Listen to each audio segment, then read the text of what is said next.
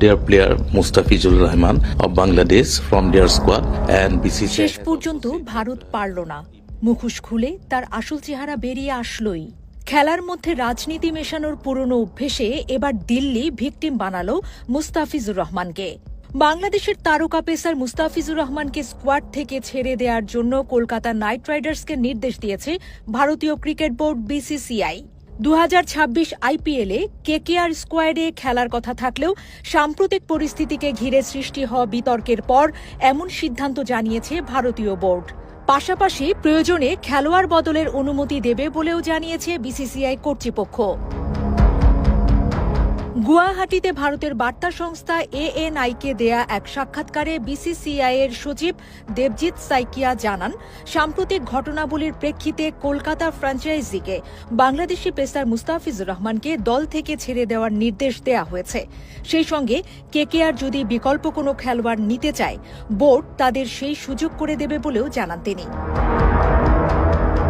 ভারতের গণমাধ্যম জানাচ্ছে, বাংলাদেশে ধর্মীয় সংখ্যালঘুদের বিরুদ্ধে সহিংসতার খবর প্রকাশের পর থেকেই মুস্তাফিজকে ঘিরে শুরু হয় রাজনৈতিক ও সামাজিক বিতর্ক। বিষয়টি আইপিএল অঙ্গনেও প্রভাব ফেলে। ইতিমধ্যে একাধিক রাজনৈতিক ও ধর্মীয় সংগঠন প্রকাশ্যে কেকেআরের মালিক পক্ষের সমালোচনা করেছে। কেকেআরের মালিক বলিউড সুপারস্টার শাহরুখ খানকে লক্ষ্য করে কড়া সমালোচনা করেন বিজেপির নেতা সঙ্গীত সোম। তিনি অভিযোগ তোলেন, এমন পরিস্থিতিতে বাংলাদেশের একজন ক্রিকেটারকে দলে অন্তর্ভুক্ত করা ভারত বিরোধী মনোভাবের পরিচায়ক। এদিকে অল ইন্ডিয়া ইমাম অর্গানাইজেশনের প্রধান ইমাম ওমর আহমেদ ইলিয়াসও শাহরুখ খানের সিদ্ধান্ত নিয়ে প্রশ্ন তুলেছেন। তার বক্তব্য, যখন বাংলাদেশে হিন্দুদের উপর হামলার খবর আসছে, তখন শাহরুখ খানের নৈতিকভাবে এই সিদ্ধান্ত থেকে সরে আসা উচিত ছিল। পাশাপাশি ক্ষমা চাওয়া ও প্রকাশ্যে নিন্দা জানানোর দাবি তোলেন তিনি।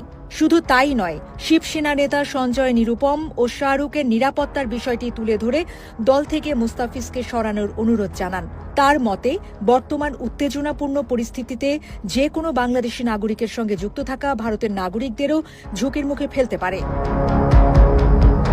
অন্যদিকে কংগ্রেস নেত্রী সুপ্রিয়া শিরনাতে প্রশ্ন তুলেছেন, প্রথমেই কে এমন সিদ্ধান্ত নিল যে বাংলাদেশের খেলোয়াড়রা আইপিএলের নিলামে অংশ নিতে পারবেন? তার অভিযোগ, বিসিসিআই ও আইসিসি দুই পক্ষকেই এই বিষয়ে জবাবদিহির মুখে পড়তে হবে। বিশেষভাবে তিনি উল্লেখ করেন আইসিসি চেয়ারম্যান জয় শাহর নাম, যিনি একই সঙ্গে ভারতীয় স্বরাষ্ট্রমন্ত্রীর ছেলে।